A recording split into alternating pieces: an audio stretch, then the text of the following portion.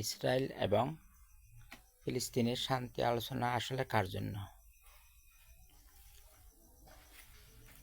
Israel এবং ফিলিস্তিনের মধ্যে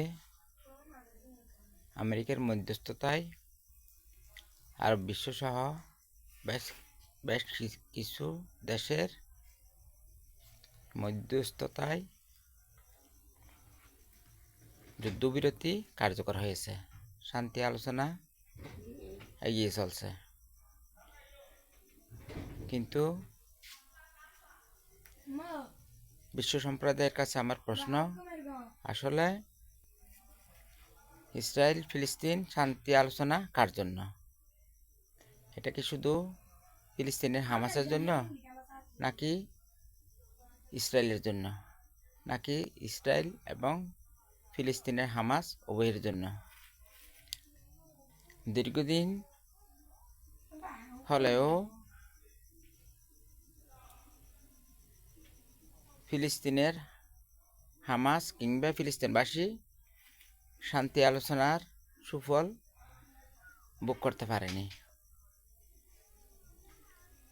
ইতিমধ্যেই ফিলিস্তিনের প্রায় 1200 লোককে ইসরায়েল শহীদ করেছে।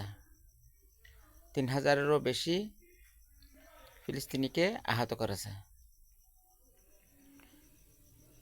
ইসরায়েল আন্তর্জাতিক কোনো দেশ বা সংস্থার তোয়াক্কা করে না। আমি শান্তি আলোচনার প্রথমে বলেছিলাম, এই শান্তি আলোচনা হবে শুধু হামাসের জন্য। হামাসকেই এই শান্তি আলোচনা অনুসরণ করতে বাধ্য করা হবে, ইসরায়েলকে নয়। পক্ষান্তরে বাস্তবতাও ঠিক একই ধরনের। এর মধ্যে 1200-এর মতো ফিলিস্তিনিকে হত্যা করলেও ইসরায়েলকে কোনো দেশ বা সংস্থা জবাবদিহিতার আওতায় আনতে পারেনি। পরক্ষণে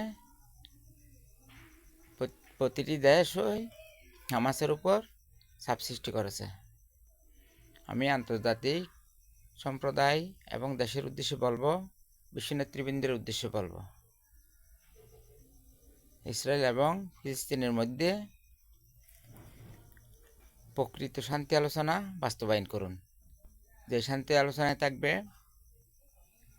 যে শান্তি আলোচনা মানতে বাধ্য হবে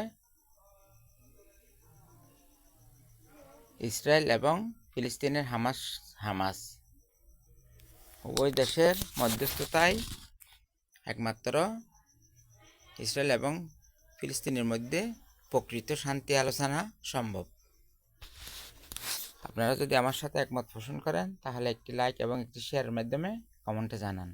ওয়া মা তৌফিক ইল্লা বিল্লাহ। আসসালামু আলাইকুম ওয়া রাহমাতুল্লাহি ওয়া বারাকাতুহু।